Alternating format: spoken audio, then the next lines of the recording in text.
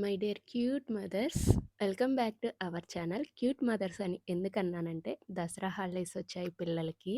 ఇంకా ఇంట్లో మామూలుగా ఉండదు, రచ్చరంబోలు అనమాట పిల్లలతోటి. సో ఈ 15 డేస్ పిల్లలకి హాలిడేస్ కాబట్టి ఈవినింగ్ బ్రేక్ఫాస్ట్ స్నాక్స్ అని మామూలుగా ఉండదు, వాళ్ళకి కోరినవన్నీ ఖచ్చితంగా చెయ్యాలి.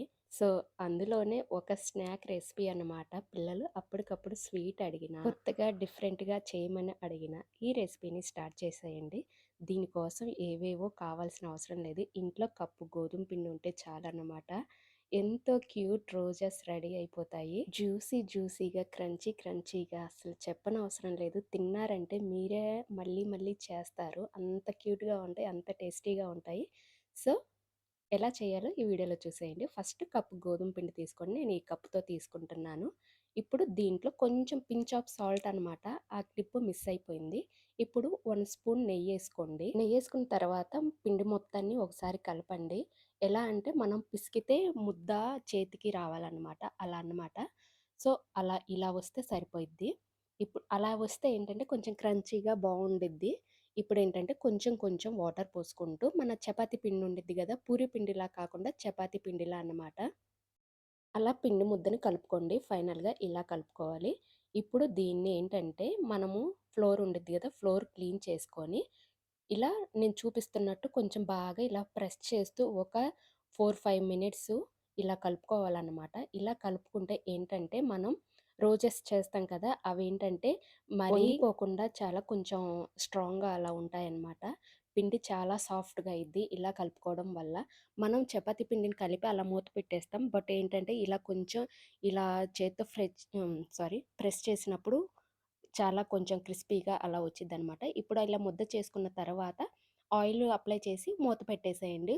ఒక అరగంట, గంట వదిలేసేయండి. ఫైనల్‌గా అరగంట తర్వాత చూస్తే ఇలా పిండి ఇలా మెత్తగా అయిపోయిద్దనమాట. చాలా సాఫ్ట్‌గా అయిపోయిద్ది. మనం ఏంటంటే మరీ కొంచెం పిండి కలిపేటప్పుడు కొంచెం సాఫ్ట్‌గా కలిపామంటే ఇంకా గంటకి మరీ లూజ్‌గా అయిపోయిద్దనమాట.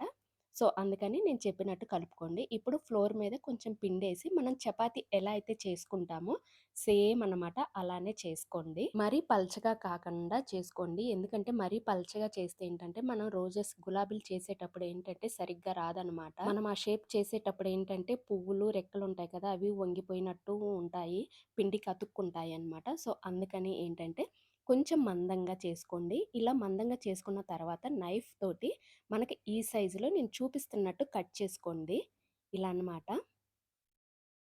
ఇలా కట్ చేసుకున్న తరువాత వీటిని ఒక్కోటి తీసుకుంటూ అంటే మనం ఇలా తీసుకొని సెపరేట్ చేసుకోండి చూపిస్తున్నట్టు.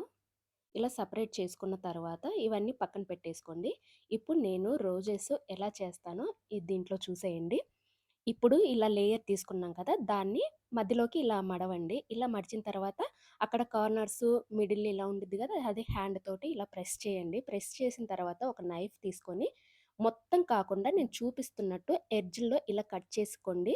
ఇంకా పక్కన వేస్టేజ్ ఉంటే దాన్ని తీసేయండి. ఇప్పుడేంటంటే ఇలా కట్ చేసుకున్న దాన్ని ఇలా మధ్యలో ప్రెస్ చేసుకుంటూ ఇలా చుట్టేసుకోవాలనమాట. చాలా సింపుల్. మీకు రాలేదంటే 1, 2 సార్లు చేస్తే ఈజీగా వచ్చేసిద్ది. చూసారు కదా! రోజెస్ రెడీ అయిపోయాయి.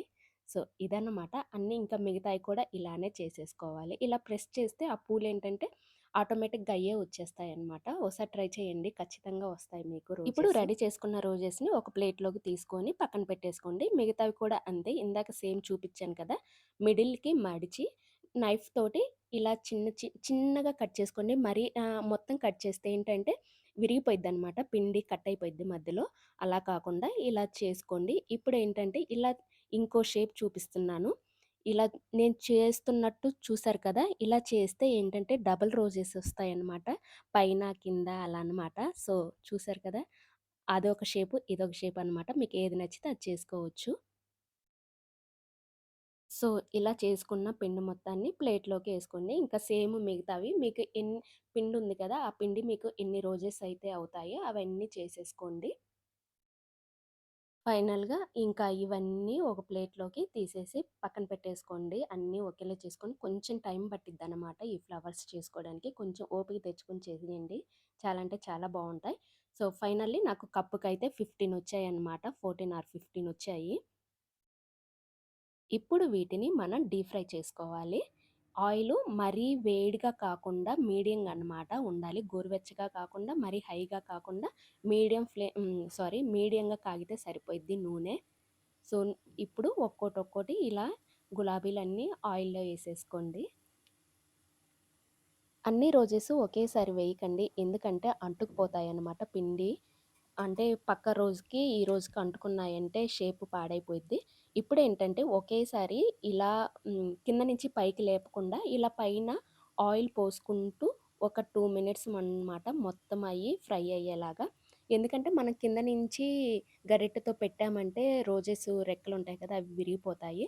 సో, అందుకని కింద అలా మనం నూనెలో ఏసిన తర్వాత ఇలా పైన నూనె, ఆయిల్ వేసుకుంటూ ఉండాలి. ఇలా ఆయిల్ వేయగానే ఆటోమేటిక్‌గా అవే పైకి తేలుతాయన్నమాట. అప్పుడేంటంటే మనం సెకండ్ వైపు టర్న్ చేసుకోవచ్చు. సో, చూసారు గదా! ఆటోమేటిక్‌గా అవే బాగా అడుగున కాలినప్పుడేంటంటే ఆటోమేటిక్‌గా అవే తిరుగుతాయి అటు, ఇటు. సో, మనమేంటంటే ఏవన్నా కొన్ని తిరగనియి ఉంటే మనం అలా తిప్పేసుకోవడమే. సో, చూసారు కదా! రోజెస్ ఆయిల్‌లో ఎయగానే ఏ షేప్‌కి ఆ షేపు రెక్కలన్నీ ఇలా క్యూట్‌గా వస్తాయన్నమాట. చాలా అంటే చాలా బావుంటాయి. పిల్లలకి చేసి పెట్టారంటే మళ్ళీ మళ్ళీ అడుగుతారు. అంత బావుంటాయి. సో, ఇప్పుడేంటంటే ఇవి బాగా గోల్డెన్ కలర్ వచ్చేలాగా ఫ్రై చేసుకోవాలన్నమాట. చూసారు కదా! ఈ కలర్‌లో వస్తే పర్ఫెక్ట్‌గా కుక్ అయిపోయినట్టు. లోపల పిండంతా బాగా కుక్ అయిపోయిద్ది. కాపోతే వీటేంటంటే కొంచెం టైం పట్టిద్ది. పిండి అంతా లోపల దాకా కాలాలంటే. సో, ఫైనల్‌గా ఈ కలర్‌లోకొచ్చాక ఆయిల్‌లో నుంచి బయటికి తీసేయండి. ఇప్పుడేంటంటే మనం రోజెస్ రెక్కల్లో ఆయిల్ ఉండిద్ది. ఆ ఆయిల్ ఏంటంటే ప్లేట్‌లో ఏసినప్పుడు లోపల రెక్కల్లో నుంచి బయటకొచ్చిద్ది. అందుకని ఆ పక్క, ఈ పక్క ఇలా వంపేసుకోండి ఆయిల్ మొత్తం. సేమ్ ఇందాక చూపించినట్టే ఈ పక్క ఓసారి ఇలా ఒత్తినట్టు చేస్తే ఆయిల్ అంతా కిందకు వంపేసిద్ది. ఇంకా నెక్స్ట్ అవన్నీ ఒక ప్లేట్‌లోకి తీసుకోండి. ప్లేట్‌లోకి తీసుకున్నాక ఇలా చూసారు కదా! మొత్తం బాగా ఫ్రై అయ్యాయి. పైన రెక్కలు, కింద అడుగున భాగం మొత్తం చూడండి ఎర్రగా ఒకేలా ఉంది. ఎక్కడ పచ్చిదనం అనేది లేదనమాట. ఇలా పైన ఆయిల్ పోస్తూ చేశామంటే లోపల దాకా ఎళ్ళిద్ది ఆయిలు. బాగా కుక్ అవుతాయన్నమాట. చూసారు కదా! మొదలు దాకా బాగా కుక్ అయింది. ఇంకా నెక్స్ట్ వీటికి పాకం పట్టుకోవాలనమాట. దీనికి పాకం అవసరం లేదు. మరీ తీగ పాకం అలాంటివి ఏమి అవసరం లేదు. షుగర్ మెల్ట్ అయిపోతే సరిపోయిద్ది. నేను ఇందాక కప్పు గోధుమ పిండి తీసుకున్నాను కాబట్టి అరకప్పు షుగర్ తీసుకున్నాను. మీరు స్వీట్ తక్కువ తినేవాళ్ళైతే అరకప్పుకి కొంచెం తగ్గించుకోవచ్చు. ఇప్పుడు ఒక ఇలాచీ ఏసి బాగా పొంగు రానివ్వాలి. అంతే జస్ట్ పొంగొస్తే సరిపోయిద్దనమాట. దీనికి షుగర్ సిరప్పు మరి చెప్పాను కదా! తీగ పాకం అదేం అవసరం లేదు. జస్ట్ జిగురు జిగురుగనమాట. ఇలా పొంగొస్తే సరిపోయిద్ది. కరెక్ట్‌గా ఒక్క పొంగొస్తే సరిపోయిద్దనమాట. చూసారు కదా! ఇలా మరీ జిగురుగా లేదు, మరీ తీగ పాకం అలా ఏం లేదు. ఒక్క పొంగొస్తే సరిపోయిద్ది ఇలా. స్టవ్ ఆఫ్ చేసుకొని ఒకసారి బాగా కలదిప్పుకోండి. ఇప్పుడేంటంటే ఇందాక మనం ఫ్రై చేసి పెట్టుకున్నాం కదా! రోజెస్ వాటిని ఈ సిరప్‌లో ముంచడమే అంతే. ఇలా ముంచేసి వదిలేయండి. ఒక ఈజీగా 1 అవర్ ఈజీగా వదిలేసేయండి. మొత్తానికి రోజెస్ మొత్తానికి పాకం బాగా పట్టిద్దనమాట. లోపల దాకా స్వీట్‌నెస్ అంతా పోయిద్ది. ఇలా ఒక్కోటిగా మొత్తం ఏసుకొని గరిటెతోటి సిరప్ ఉండిద్ది గదా! షుగర్ సిరప్పు. దాన్ని ఇలా స్ప్రెడ్ చేసుకోండి రెక్కలకి అన్నిటికి. లోపల దాకా ఎళ్ళిద్దనమాట. లేదు అనుకుంటే ఒక గిన్నెలోకి ఈ సిరప్‌నంతా ఒక గిన్నెలోకి తీసుకొని, ఆ గిన్నెలో ఈ రోజెస్ ఎయండి. సో, గంట తర్వాత మనం ప్లేట్‌లో తీసి పెట్టుకుంటే చాలా జ్యూసీగా, క్రంచీగా ఉంటాయి. అంత బావుంటాయి. చాలా అంటే చాలా బావుంటాయి. వీటిని మీరు మైదాతో కూడా చేసుకోవచ్చు. బట్ మైదా పిల్లలకి అన్‌హెల్తీ కాబట్టి నేను గోధుమ పిండితో చేశాను.